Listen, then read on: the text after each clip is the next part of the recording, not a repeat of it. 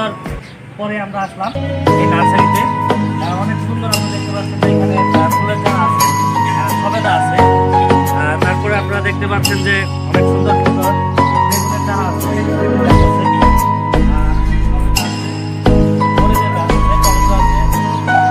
অনেক সুন্দর একটি জায়গা, মানে মন কাড়ার মতো। আপনারা যদি কেউ আসতে চান তাহলে আমাদের এই নার্সারিতে আসুন। 1500 থেকে 5 টাকা অথবা 10 টাকা ভাড়া থাকে, আসতে পারেন, এসে ঘুরে যেতে পারেন। আম আছে, আপনি দেখতে পাচ্ছেন